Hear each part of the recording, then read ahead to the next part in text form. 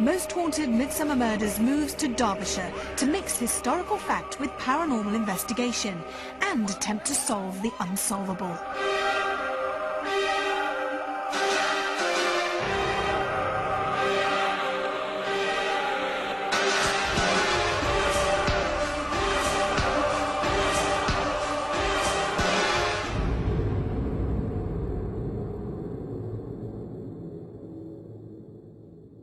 Hello, I'm Yvette Fielding and this is Most Haunted Midsummer Murders, a brand new series where we try to uncover the mysteries surrounding some of Britain's most gruesome murders.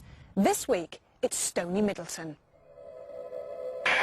So with Midsummer Murders, the Most Haunted investigation team find themselves with a specific task: to attempt to uncover the truth behind some ancient murder mysteries that time has shrouded in obscurity. We will obviously need guidance during our investigations, and who better to call on to direct us through the various locations we will visit than our historian Leslie Smith. I asked what could possibly have happened in this quiet village that would merit our investigation. There has been a rumour, or a local legend if you like, of a murdered peddler, supposed to be murdered in the Moon Inn, and the first place I'm going to send you to is a churchyard, because in that churchyard is where the body is supposed to be disposed. And if we can't find the peddler's grave, that still answers some of your questions. It does, because it answers that one for a start off. You might have to look just beyond the wall and around, but it's the first part of this terribly exciting trail. We're going to put this jigsaw puzzle together. Then I want you to go a little further down into the town itself and see if you can find the place of the murder. The reason I'm saying that is this is going to push David to the absolute limit, because the best I can manage is it's not very obvious. It's going to challenge the whole team. I want you to go from there to Lover's Leap. Lover's Leap, you'll be able to find your way to it because the locals will tell you where it is. It sounds very obvious about what went on there, and to some degree. But after that, I want you to go to the Moon Inn. Now, the reason that's exciting is it isn't very obvious about the Moon Inn. There's a bit of a mystery about it. Right then, sounds like we've got a lot of work to do. It's going to be very tough, but you're going to find it challenging but good. With those encouraging words, I left to rally the team, leaving Leslie Smith to take up the story of the day's events. Stony Middleton is set on the northeastern fringes of the White Peak. It was the lure of lead that brought the earliest settlers, including the Romans some 2,000 years ago, who established a thriving outpost complete with baths fed by a thermal spring. The community prospered through the centuries and at one time boasted 12 pubs, an amazing number for such a small place.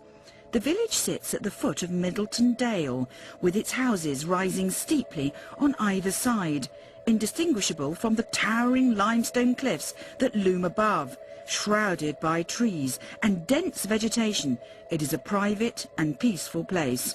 However, it apparently has secrets to hide.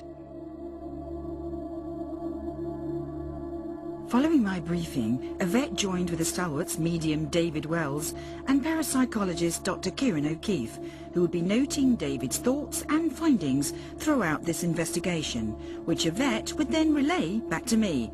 Thus prepared, they set out on their journey to Stony Middleton. The trail begins in nearby Eyam, in the graveyard of the village church, where I need the team to answer the question as to whether it holds the final resting place of the murdered peddler. They searched for over an hour, but to no avail, as the gravestones were either unmarked or impossible to read. They confirmed my suspicions that the churchyard did not hold the peddler and that he lay buried elsewhere. So the story of him being laid to rest in Eyam would appear to be a myth. We seem to have answered part of the mystery.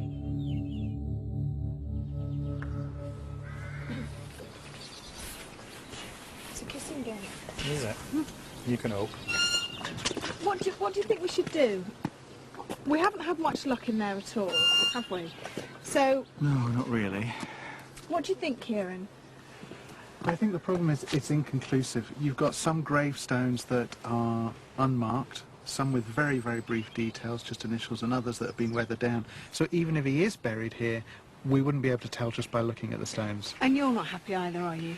No, I'm really not. I mean, it's really flat. I think it's a matter of history now, not a matter of being psychic. All right, well, I'm going to phone Leslie and ask her, tell her what's happened, and ask her where we're going next.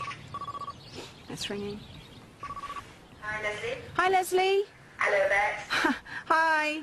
No luck yet? No, we've had no joy whatsoever. We've been wandering round. I'm now convinced that the peddler is buried elsewhere. So I give Yvette fresh instructions which will lead her, David and Kieran to a series of caves which I believe will give more positive results.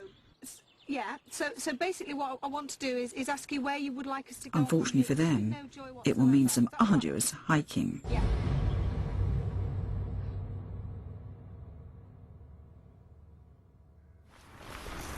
We've got a long walk ahead of us now. How long? About 10 minutes. Okay, it's not too bad. It's all right. At least it's not raining. That's true. At least it's not freezing cold. At least I'm not wearing Prada boots. No, not your Prada boots. Imagine this place in the dark would be a little bit scary, wouldn't it? Be a bit different in the dark, Yeah, definitely. definitely. Right. Whew. We're going in there. Okay, All right. all right. Yeah. You might get a little bit grubby. Fair enough. We just want to take you up into the cave entrance. Oh, last bit of the climb, guys. And let me tell you, this is the safest bit. There is another entrance, which we might try later on. But this is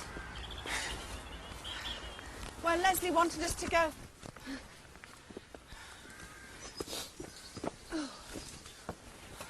It's not too bad when you get up. Hello! It's all echoey. You all right? Yeah, I'm fine. It's cooler at least. Amazing, isn't it? Temperature just drops. Look at it. Very echoey.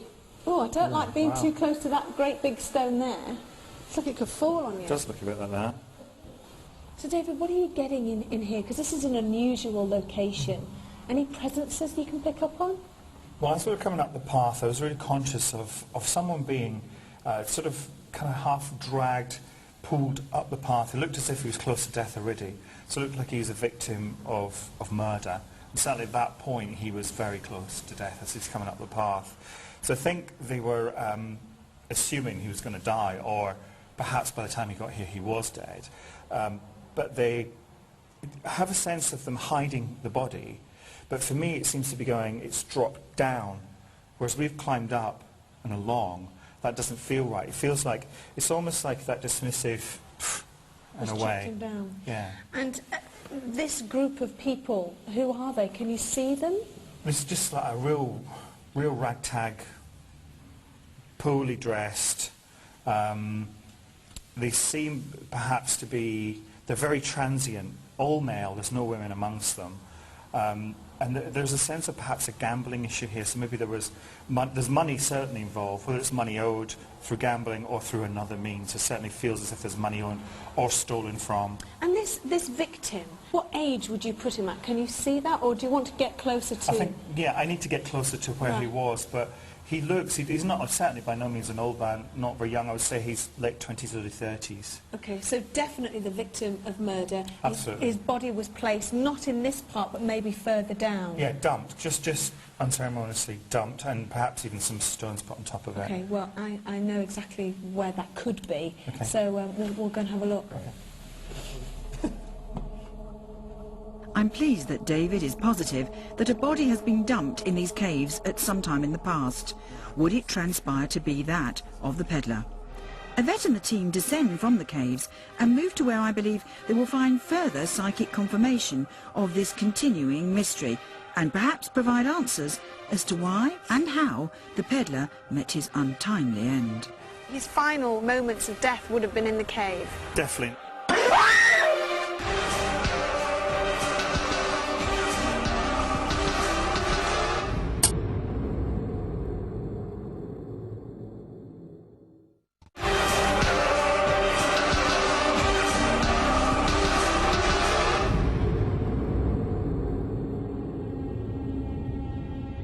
I'm historian Leslie Smith, and I've sent Yvette Fielding and the Most Haunted team to Stony Middleton to investigate the apparent murder of a peddler. You join them en route to an alternative entrance to the cave structure, where I hope they will find more indications of the mystery.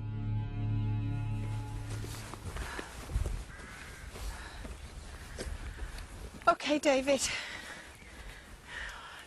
Now I know for a fact that this actually connects this cave here to the one that we were at before.